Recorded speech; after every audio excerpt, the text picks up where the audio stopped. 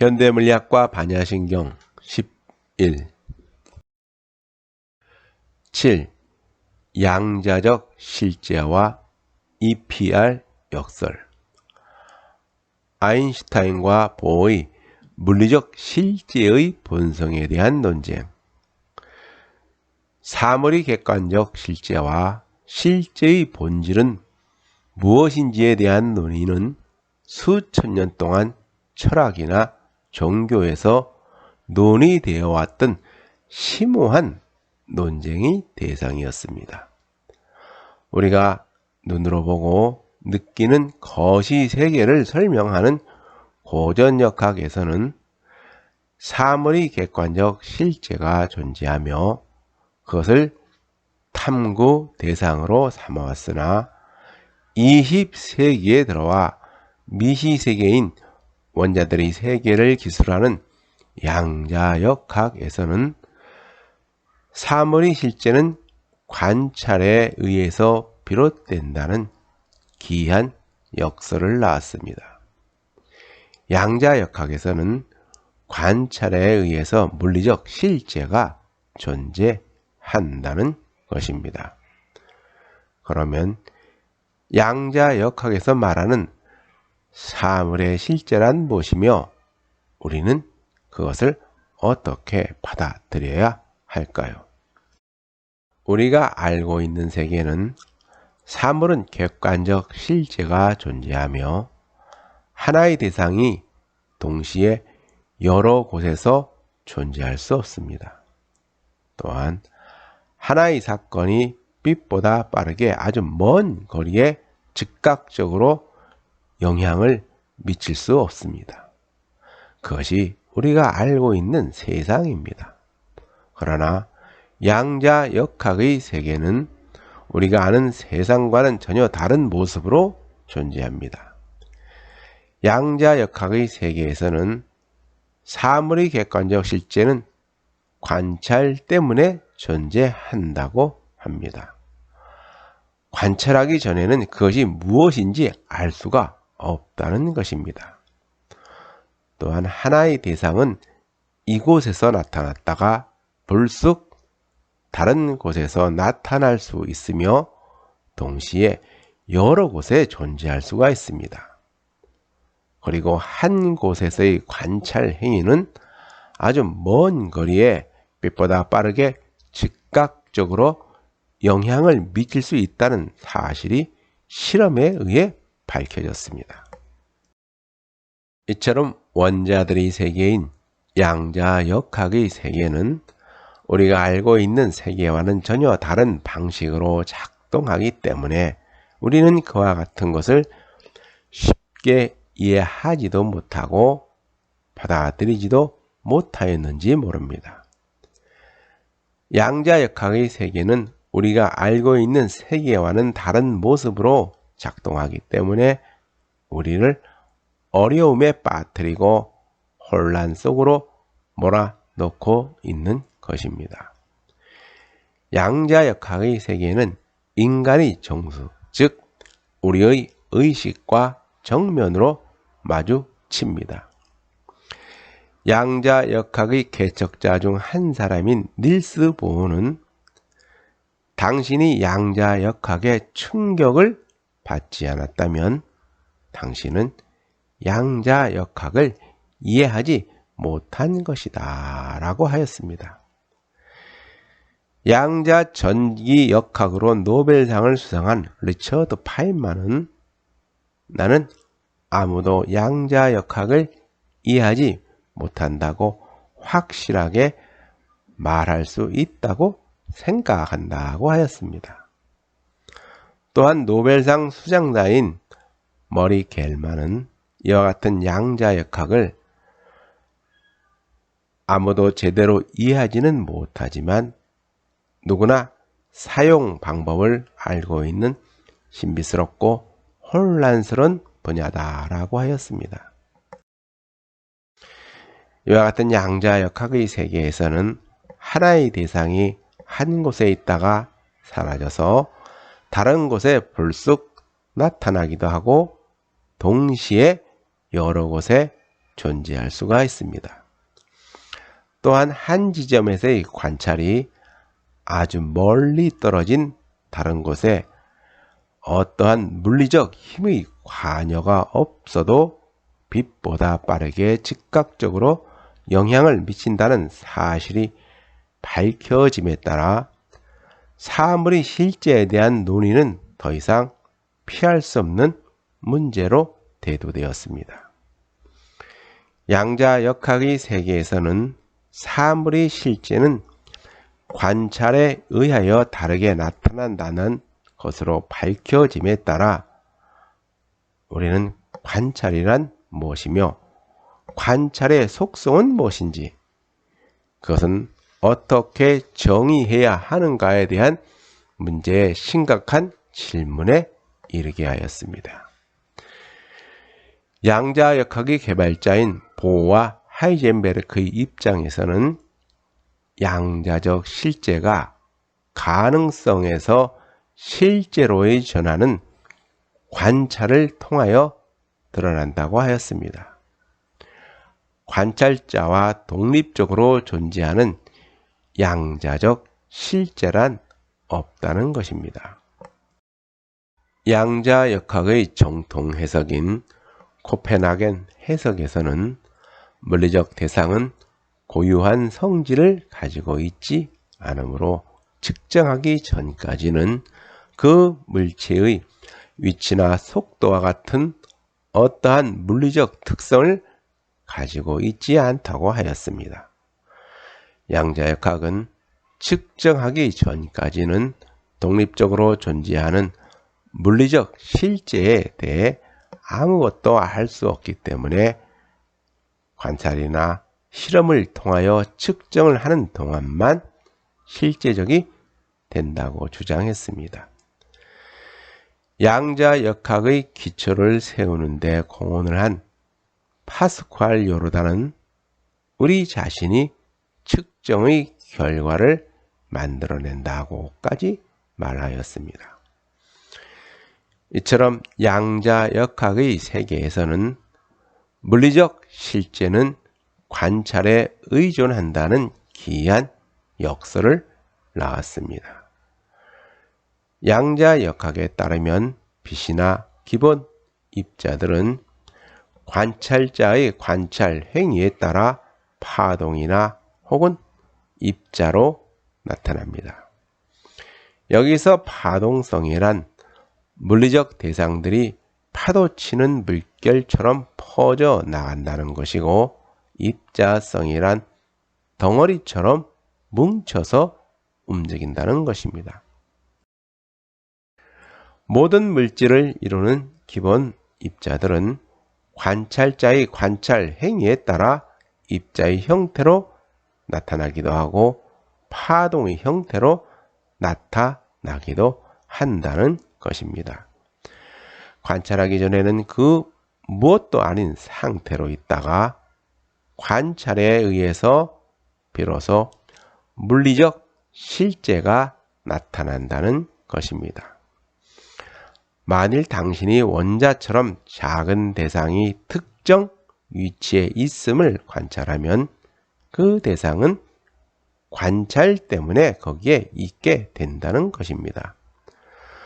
불확정성 원리를 밝혀낸 하이젠베르크는 원자나 기본 입자 그 자체는 실제하지 않는다.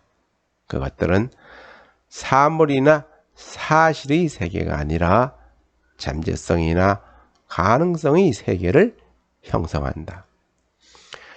추상적 세계만 존재할 뿐이다 라고 말하였습니다. 그러므로 어떤 의미에서 관찰되지 않는 영역이 사물이 실제라고 할 수가 있다는 것입니다. 보는 이렇게 선언했습니다. 양자적 세상은 없다. 추상적인 양자역학적 서술만 있을 뿐이다. 물리학의 역할이 자연히 어떤 것인지를 찾아내는 것이란 생각은 잘못된 생각이다. 물리학은 우리가 자연에 대해서 무슨 말을 할 수 있는지에 대한 것이다 라고 하였습니다. 아인슈타인은 물리학에서는 모든 인식의 행위와는 상관없이 독립적으로 존재하는 실제 세계를 가정하는 것이 기본이다. 그런데 그것이 바로 우리가 알지 못하는 것이라고 했습니다. 아인슈타인은 우리가 과학이라고 부르는 것은 무엇이 존재하는지를 결정하는 것을 유일한 목적으로 한다고 주장했습니다. 사물의 실제가 관찰에 의해 다르게 나타난다는 것을 아인슈타인은 끝까지 받아들일 수가 없었던 것입니다. 관찰자에 상관없이 물리적 실제가 실제로 존재한다는 것은 사물에 대한 그의 확고한 신명이었습니다. 아인슈타인에게는 우리가 이해하고 싶어 하는 것은 존재와 실제이다라는 것입니다. EPR 역설.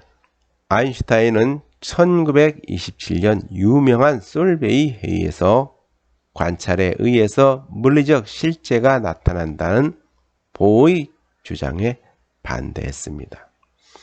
그는 관찰에 관계없이 독립적 실제가 존재한다는 주장을 굽히지 않았습니다. 1935년 아인슈타인은 포돌스키와 로젠이 공동 저술한 논문인 양자역학은 물리적 실제를 완전하게 서술할 수 있는가를 통해 관찰에 관계없이 양자적 실제가 존재한다는 것을 나타내어 양자역학이 불완전하다는 것을 밝히려 하였습니다. 그래서 유명한 EPR 역설을 탄생시켰습니다. 오늘날 EPR 논문으로 불리는 것에는 양자 이론이 틀렸다고 주장하지 않았습니다. 단지 불완전하다는 것입니다. 양자역학은 기술적으로 옳지만 완전한 이론이 아니라는 것입니다. EPR은 물리학 이론이 완전하다는 것은 다음과 같은 조건이 성립해야 한다는 것입니다. 물리학 이론에는 물리적 실제의 모든 요소에 대응하는 것이 있어야만 한다.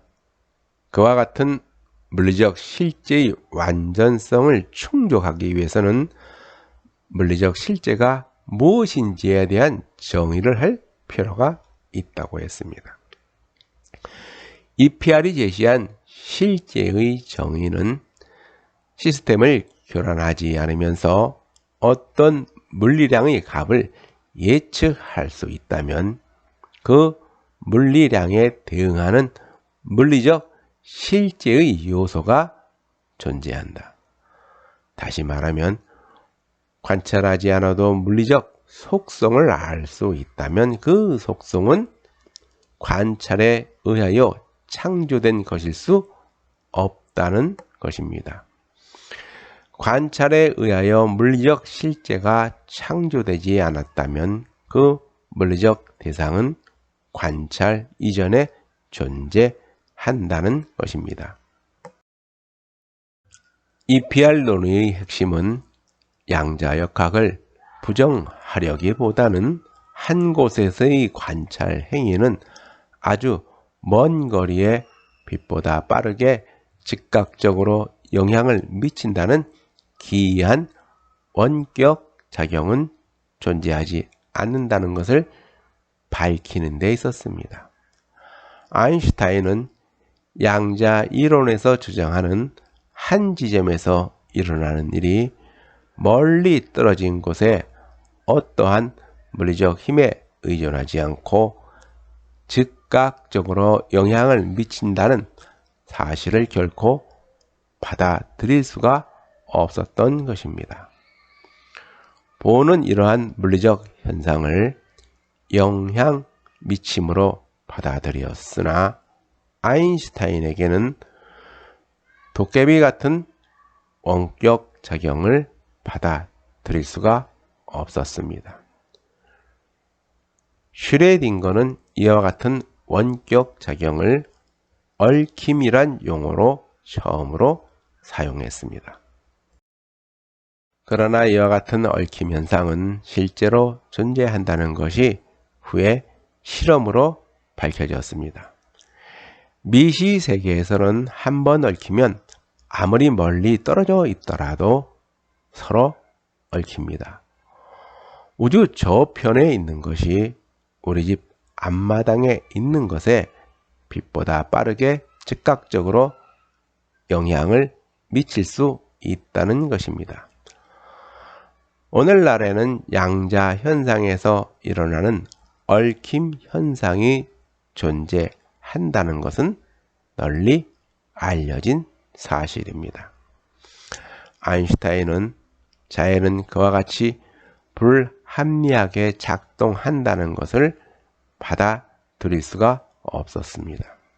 아인슈타인은 동료 교수들에게 당신이 달을 쳐다볼 때만 달이 있다고 믿느냐고 농담삼아 묻기도 했다고 합니다.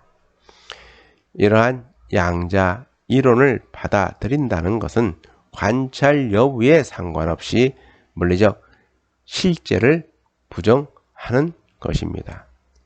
관찰 때문에 거기에 존재한다는 것은 아인슈타인은 끝까지 받아들일 수가 없었던 것입니다. 아인슈타인과 보는 평생 동안 서로 우호적인 관계로 지내면서도 양자적 실제란 무엇인지, 실제의 본질은 무엇인지에 대해서 수많은 경론을 하면서 거의 경쟁 관계로 지냈습니다. 관찰에 관계없이 양자적 실제가 존재하는지에 대한 사실을 아인슈타인은 결코 받아들일 수 없었던 것입니다. 이와 같이 양자역학은 아인슈타인에게는 악령 그 자체였습니다. 8. 에르빈 슈레딩거의 파동 방정식과 철학적 세계관. 에르빈 슈레딩거는 오스트리아 출신의 물리학자로서 양자역학의 파동적 성질을 나타내는 파동 방정식을 세웠습니다. 파동 방정식이란 원자 속 전자들의 운동 상태는 파동 함수로 나타나는데 슈레딩거는 이것을 파동 방정식으로 기술하여 나타냈습니다. 또한 슈레딩거는 유명한 슈레딩거 고양이 역설을 낳았습니다. 상자 안에 있는 고양이는 반은 살아있는 상태로 있고 반은 죽은 상태로 있다가 상자를 열면, 즉 상자 속의 고양이를 관찰하면 비로소 고양이가 살아있는지 죽어 있는지를 알게 된다는 기이한 슈레딩거 고양이 역설을 낳았습니다. 상자 안에 있는 고양이는 살아있지도 않고 죽어 있지도 않는 양자적 지옥 상태에 놓이게 된다는 것입니다. 이것은 훗날 겹침 현상으로 더욱 발전하여 평행 우주론을 낳는 계기가 되었습니다. 아인슈타인은 이러한 양자들의 기이한 성질을 받아들일 수 없어서 신은 주사위 놀이를 하지 않는다는 유명한 문구를 낳았습니다. 또한 슈레딩거는 물리학자의 입장에서 생명의 기원을 처음으로 주장하여 거기에 있어서 생명이란 무엇인가 해서 살아있는 세포의 가장 핵심적인 부분은 비주기적 결정이라 부르는 적당한 것이 있다고 하였습니다. 그는 신비한 생명의 힘이나 영혼의 존재를 부정하면서 다음과 같이 주장했습니다. 모든 생명은 일종의 암호 체계에 기초하고 있으며 그 기본 단위는 분자이다. 이 분자를 찾아낸다면 생명의 비밀도 풀릴 것이다. 이와 같은 슈레딩거의 아이디어에서 영감을 떠올린 동료 물리학자 프랜시스 크릭은 유전학자 제임스 왓슨과 함께 유전자의 암호 체계인 DNA 이중 나선 구조를 밝힘으로써 20세기 과학의 역사에서 최고의 영웅으로 등극했습니다. 슈레딩거의 가장 큰 업적 중 두 가지를 꼽는다면 하나는 그동안 안개 속에 쌓여있던 원자들의 운동을 파동 방정식으로 해석함으로써 현대 물리학의 총아인 양자역학의 기틀을 세운 것입니다. 다른 하나는 살아있는 모든 생명체의 유전자 암호 체계인 DNA를 밝히는 데 큰 역할을 하였습니다. 오늘날 모든 산업의 기반이 되는 양자역학과 생명공학이 눈부신 발전을 이루는데 큰 성과를 이루는 데 있어서 슈레딩거의 역할은 결코 빼놓을 수가 없습니다.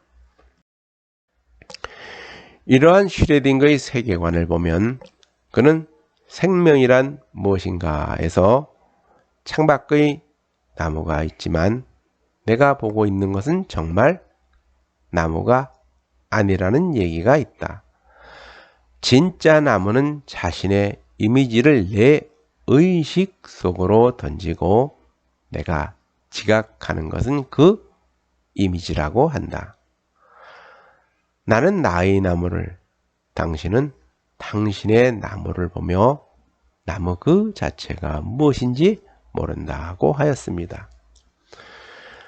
또한 나라고 부르는 것은 경험과 기억 전체로 한 단위를 형성하며 그 단위가 다른 어떤 사람과 명백히 다른 것인데 우리는 그 단위를 나라고 부른다. 그러면 그와 같은 나는 과연 무엇일까라고 물었습니다. 나는 늘 새로운 나를 만들고 기꺼이 그것에 다가간다. 그러면 과거의 나와 다른 지금의 나는 누구인가?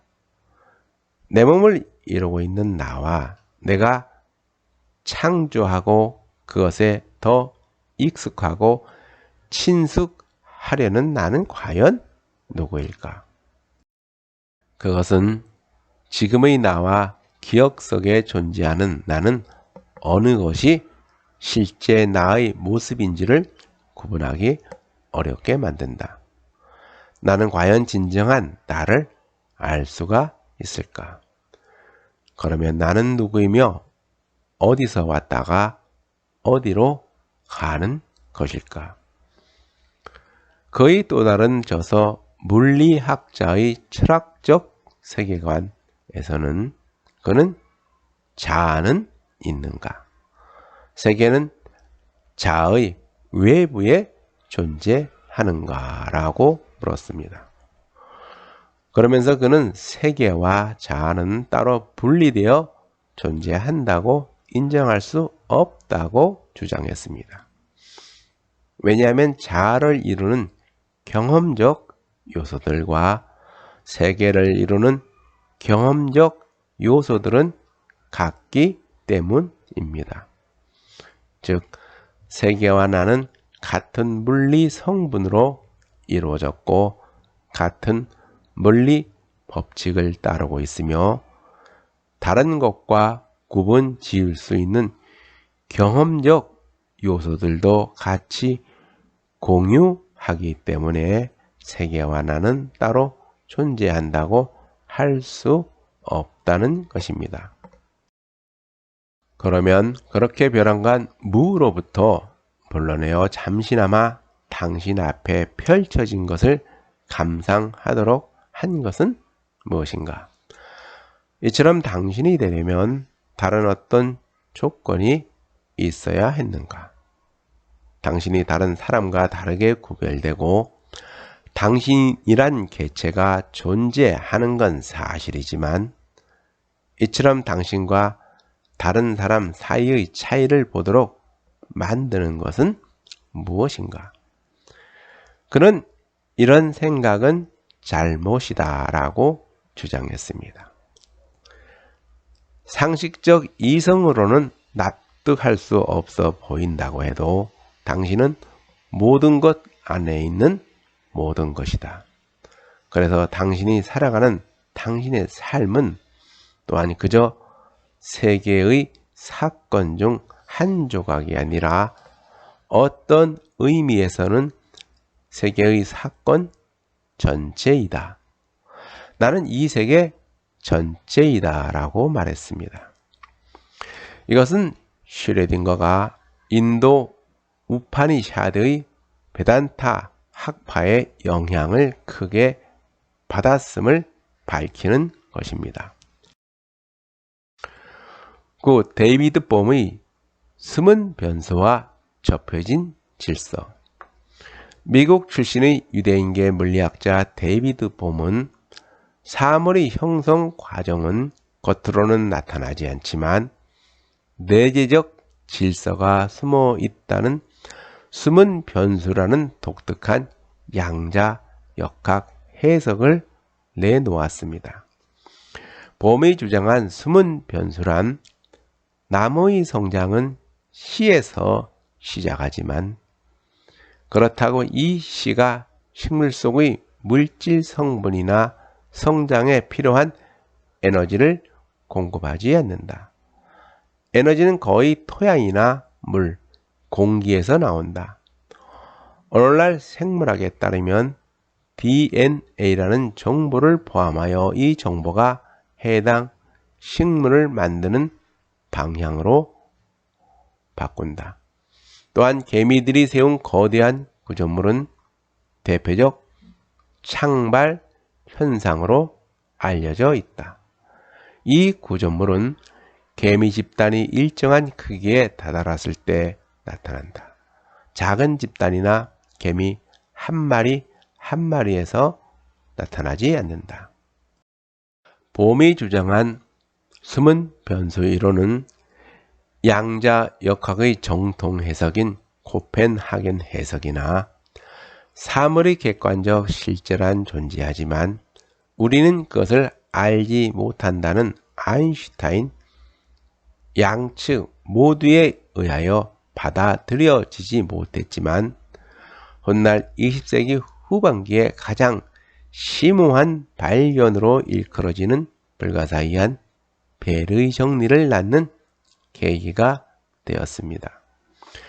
봄은 유명한 저서 전체와 접힌 질서에서 물질을 이루는 기본 입자조차 생성과 소멸, 변환되는 현상으로 밝혀졌으니 모든 것은 궁극의 실체가 아니며 더 깊은 수준에서 유도된 어느 정도까지만 일정한 형태임을 알 수 있다. 이처럼 기술할 수 있는 모든 사건, 대상, 존재자는 미지의 확정되지 않는 흐름 전체에서 이끌어낸 추상물이라 할 수 있다. 또한 만물이 흐른다면 어떠한 지식도 만들어지는 과정에 있는 추상물이며 지식에는 절대 변하지 않는 요소란 없다고 하였습니다.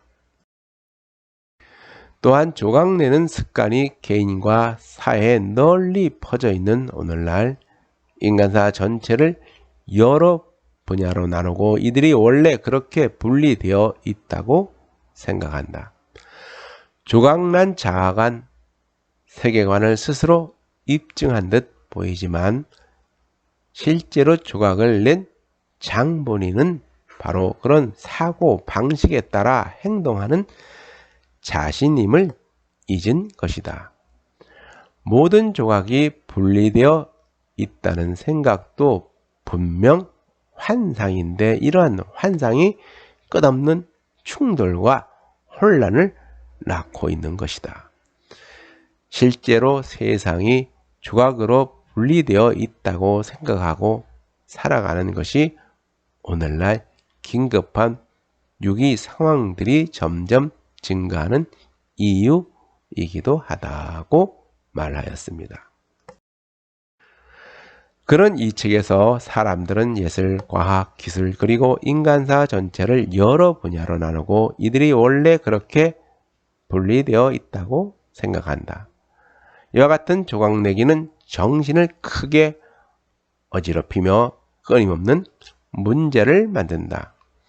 전체는 결코 고정되거나 완결되지 않고 끊임없이 움직이고 펼쳐지는 과정이다. 모든 조각이 분리되어 있다는 생각은 환상인데도 이러한 환상이 끝없는 충돌과 혼란을 낳고 있다. 조각난 자아관 세계관을 입증한 듯 보이지만 실제로 조각을 낸 장본인은 바로 그런 사고 방식에 따라 행동하는 자신임을 잊고 있는 것이다. 결국 우주는 미분리된 전체로 이해해야 하며 독립된 부분으로 분석하는 일은 그리 중요하지 않다고 하였습니다. 또한 사고도 전체 안에서 형성되어 생경을 한 조각에 불과한 것이며 어떠한 지식도 전체의 흐름 속에서 생겨났다가 사라지는 추상적 영역에 지나지 않는다고 하였습니다. 봄의 이와 같은 사상은 인도의 사상가 크리슈나무리티에 크게 영향을 받았습니다. 그는 사물을 조각으로 보지 않고 전체의 흐름에서 생겨났다가 사라지는 추상적 존재를 보고 이를 물리학과 오늘날 현대사회에 처해 있는 여러 가지 문제를 해결하려고 하였던 것입니다.